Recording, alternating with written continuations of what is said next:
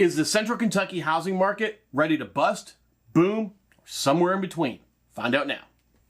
Hey y'all, it's Jeremy James here with Lifestyle Real Estate. Folks know me as the Bourbon Realtor. We're coming at you today with the September edition of the Central Kentucky, basically all the way around Lexington and surrounding areas, the market report. To get started, we're going to look at the combined numbers. So on this graph, as we're looking at it, we have in blue the new listings, in orange we have the active inventory, in gray we have the pending sales, and in yellow we have the closed sales. Ideally, we like to see the pending sales and closed sales tracked as closely together as possible.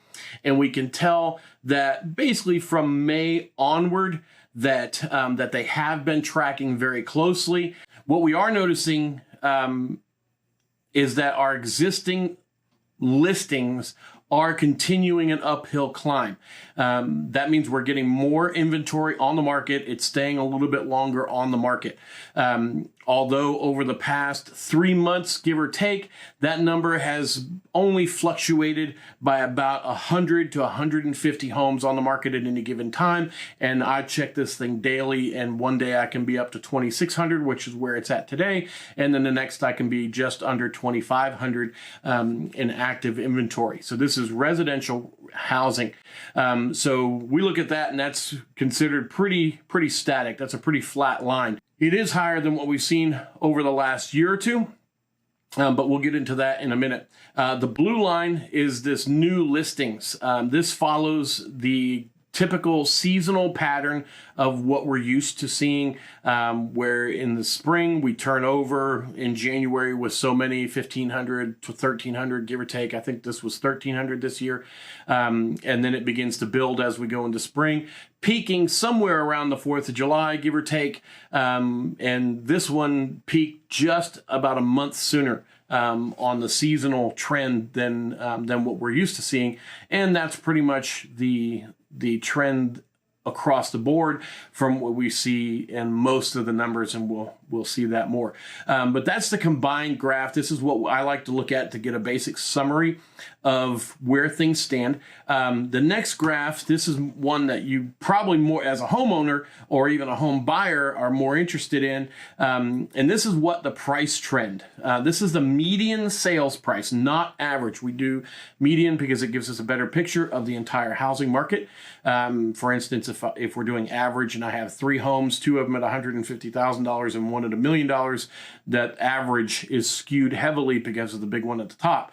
It doesn't give a clear representation of the market. Median, however, does. In this graph, we can see, obviously, over the past 4 years, well, 4.5 years, as we're looking at these numbers, the residential real estate market, the housing values have been on a steady climb upward for the past 3.5 years. Even beyond that, we've been on a climb since 2012, basically when things bottomed out after 2008. So this is a steady climb. These are pretty big moves, as we've talked about. Been a lot of hay made about the rate of appreciation that we've seen that's fairly unprecedented. What we've been watching this year is mostly as a result of the Federal Reserve Bank adjusting their interest rates, which then adjusts by default begins to adjust the mortgage interest rates and everything, which has a cooling effect on housing purchases. Now, I know that most people want low interest rates. I get it. I truly do. I want low interest rates. Who doesn't? The problem is that we had basically a Black Friday sale, getting ready for the holidays. We had a Black Friday sale for 2 years on interest rates where things were about as low as they can go. We even flirted with numbers even below 2%. In some places. And that was as much of a Black Friday sale in the housing market as you could possibly find. What that did was, combined with the low inventory, people staying in their houses longer, not selling, not moving, and then being underbuilt for an entire decade, what that did was put a lot of pressure on the housing prices, and they began to climb as that demand kept rolling in. And so what we see over the last couple of years is that steady climb. But what we're seeing now with interest rates, and they're right about 6%. This is an end of the Black Friday sale. You didn't get your $350 70-inch big screen TV. It's now going to cost you about $750 to $1,000, whatever, the day after. It's just that honeymoon period is over, and I don't know that we ever see 2% again. And we're starting to find more normalized. Now, the Fed has talked about that they are considering another rate hike and possibly even a sixth before the end of the year. So we're going to be watching these numbers again just to see where we're at. What we did see, and this is kind of in review from the last one that we saw, the last market update that we did a couple months ago, is that with each rate hike, there was an initial drop in the activity, both buyer activity and the resulting sales, that quickly recovered up until the third rate hike. After the third rate hike, what we saw was a definite drop off in buyer activity, and that's the showing time data that we had looked at before. We saw a definite drop off there in that activity. What I began to be really interested in at that point, once I saw that the buyer activity was slowing because of that Fed rate hike, is what is that going to do to our median price of our houses? This is how we gauge whether or not we're losing value or we're gaining value. Obviously, over the last 12 years, we've done nothing but gain. And so I was concerned, and a lot of people were talking about market crash and all this other kind of stuff. And so what I'm looking at here, and this is from basically June on, actually May on, we have within $1,000, give or take, $5,000, sorry, give or take, a flat line as far as property values are concerned, which is good. It also shows that the buyers that were removed from the market, and that's the only way to put it, they were removed from the market because of those higher interest rates. The buyers that were removed from the market were adding extra pressure to the marketplace. This flatlining is good because it shows stability. We're not seeing deep dives or anything like that. We're also not seeing continuous spikes up. So I'm liking this number. I like seeing this consistent number across the board for basically the past 1, 2, 3, 4, almost 5 months. Now September's numbers aren't completely in yet, and there'll be a lot of closings here at the end of the month. So we'll come back and we will revisit. The Fed is also talking about another set of interest rate hikes coming up. So we'll keep an eye on that as well. All right, so this one here, this is what a lot of us are interested in, and this is how many houses are coming onto the market. This is adjusting our supply. And the bright yellow, this is this bright yellow line. This is our new listings that are coming onto the market in 2022, and this is by year. So as we go back to 2019, the blue line, everything's pretty much tracking just about the way it has. Obviously, 2020 took a real dip here in March, April, but then everything is lower than 2019 because we've just been in an inventory crunch since. So really, 2022 and 2022 and 2021 are tracking more closely than anything else. Although we did see another spike in July housing, new listings, whereas we've actually seen fewer listings coming onto the market here in the last 2 months. Now, this has a lot to do with keeping that median home value number up at that 250 range. While we have lost a lot of buyers, we've also moved other sellers out of the market as well. So that has lowered the number of homes that are coming onto the market. That's slowing us down early. So far, it looks like we're tracking about a month earlier than what we normally see as far as what we would consider a seasonal slowdown. As you can tell, toward the end of the year here, things gradually settle out and close down on the lower end. This is what we see normally every single year. It looks like our downward trend has begun about a month sooner. Now, the real trick is what's this 2022 line going to look like with another Fed rate hike that may bump us to 6.25 or 6.5%. That we'll have to see, and only time will tell. All right, so again, tracking with these numbers, this is year over year numbers, and the bright yellow is our current year, and this is pending sales. This is basically a lagging indicator of how many buyers are in the market, and 2020 was our strongest with pending sales. But we are still hovering right around those numbers with 2019, which was a slower year for us, but not nearly as overheated. I don't know many realtors here in Central Kentucky that would complain about going back to 2019 numbers and the pace at which we worked in 2019 versus the way we've worked the last 2 years. Simply because houses were selling, but it was more manageable. Stuff was not insane. And so we're seeing these pending sales begin to drop over what they had been for the last 2 years, which is good, but it also is an indicator that we've lost buyers, but we've also lost sellers. Closed sales. This is another number we like to track alongside each other, and obviously we're seeing closed sales down lower than any point within the last 3 years. And again, I believe that looks like that our seasonal drop, rather than peaking in July, we look like we peaked in about June, and that's because of that Fed rate hike.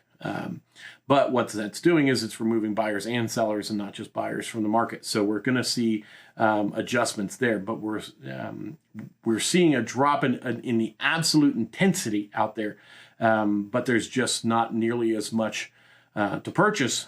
And that number is holding steady with the number of buyers that we have in the market. So, but things are certainly still moving. I mean, this is not a collapse by any stretch. Days on the market. So there's a lot of talk right now about houses being on the market more, blah, blah, blah, blah, blah, blah. This is how we track how fast a house is sold. It's the days on market. Obviously, again, the yellow line is 2020, and we are seeing our upward climb again beginning in June. And still, I mean, we're higher than both 2020 and 2021, which, I mean, we were dealing with days on market in both of those years in the single digits. And, you know, normally days on market used to average 45, 50, 65, even 90 days on market. So even going back to 2019 in our slow period of January and December, we were still only below 40 days on market, which is still incredibly fast. Stuff was still selling. We are seeing an upward climb, but that upward climb is like 11 or 12 days on market. So again, remember last time I said at 2 weeks, am I freaking out about raising, lowering the price or anything like that, doing a whole bunch of big moves? No, I'm not. I'm simply not. Not when we have average days on market in the low double digits. It's just not a concern that I have to panic. So this is one thing that we're seeing now, this really steep drop off. This is the number of price drops. So as we adjust prices and so forth, what we see in 21 was very few price drops. Things got a little bit more competitive in July with the home sellers. And then obviously in 2019, there was not nearly as much competition. So we had a lot more price drops. People talk about price drops like they haven't happened in 3 years. Well, obviously they have. It just hasn't been a huge deal. What we saw is that there was a lot of aspirational pricing. Aspirational meaning everybody's trying to get as much as they could possibly get. And that was early in the year. What happens when you do that is you find even in a really hot market that you're overpriced.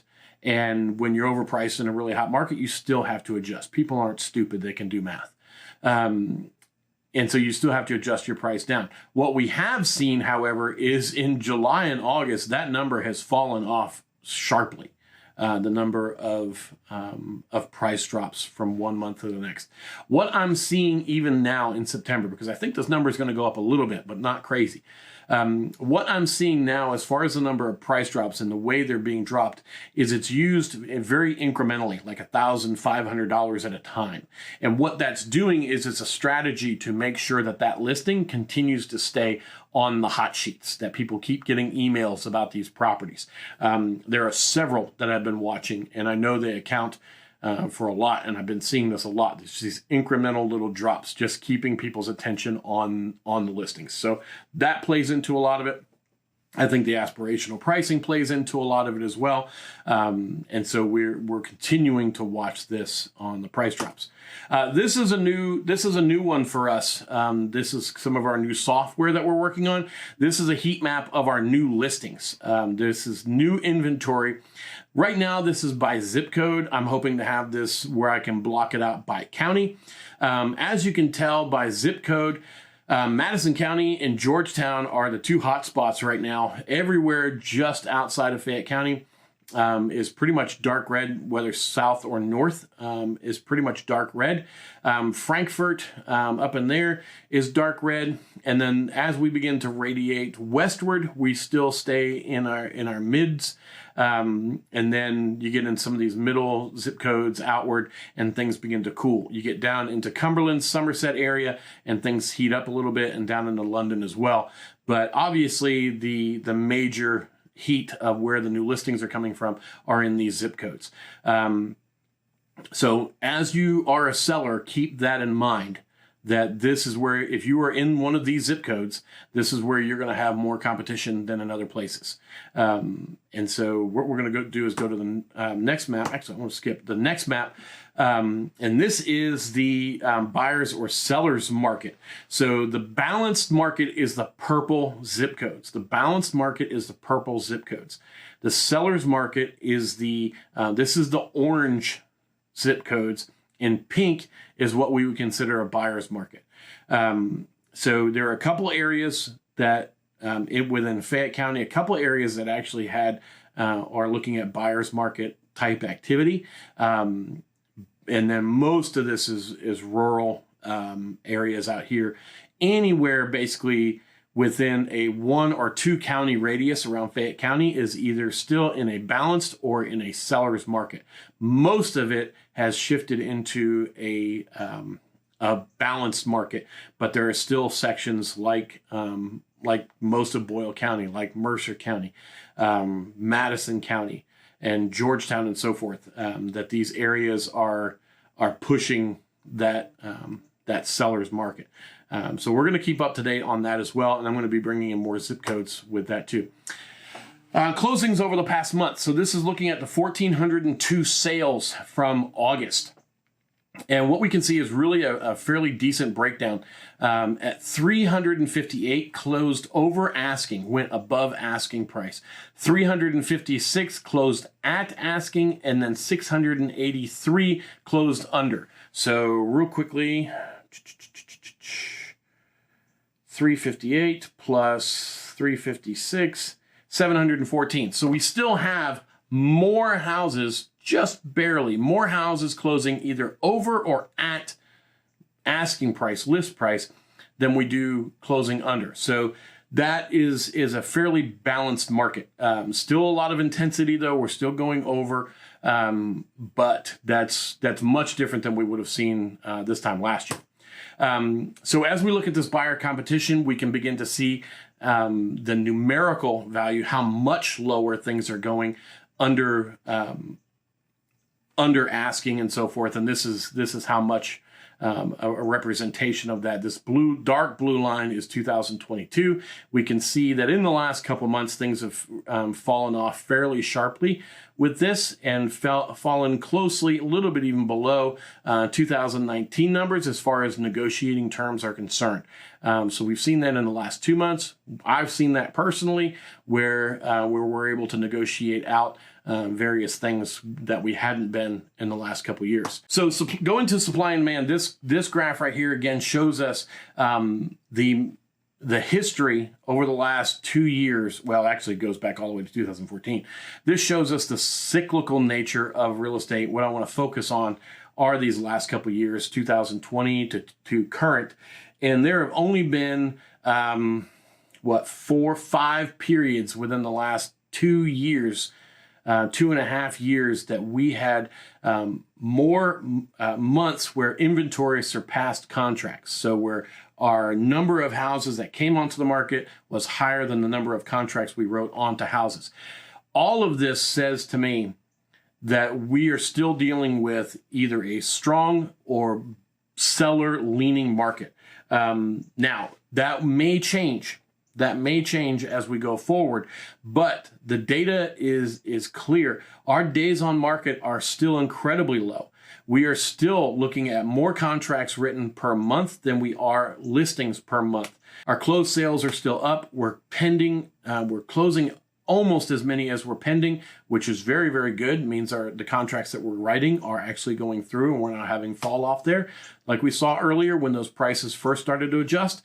And our new listings look like they probably peaked about a month earlier. So we're looking at a seasonal adjustment in the numbers a little bit early. I don't know if that is going to plateau out and hold us through October. So far, it looks to have held based on the combined data as far as active inventory, where we've been hovering between 2,500 and 2,600. All of this means that regardless of what we're seeing throughout the country and various hot spots and everything else, where we've seen big price reductions in LA and Florida and Chicago and so forth, we are not seeing that same type of impact here in Central Kentucky.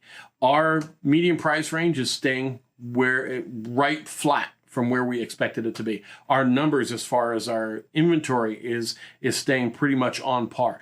All of this is very good for us in terms of how hard of a landing we come into with this housing market as the Fed keeps raising these rates. This is good. This is good. We're not seeing wholesale losses in appreciation. We're not seeing spikes in it either. We're seeing a plateau. We will return to this now that we have our new numbers, and we're going to be able to see these maps and dive into this data a little bit more and go more specifically in certain regions to give you updates in those areas. But from what we're looking at as far as the data, the hard numbers, it looks like things have plateaued for us, which is good. This is a leveling out. We're not seeing the insanity, but time will tell over these next couple months what things start to do. The tough thing is that the Fed is going to be raising rates at the same time that we normally see a decline in the amount of inventory that we have seasonally, anyways. So now that may cool things even faster. Maybe if they do this next hike and we start seeing the seasonal drop, that they won't do another one later on in the year. But that we'll have to return to that. We've still got a couple more months ahead of us to let that play out. Anyway, I'm Jeremy James with Lifestyle Real Estate, your Bourbon Realtor, for the Central Kentucky Market Update for September 2022. We'll see you all next time.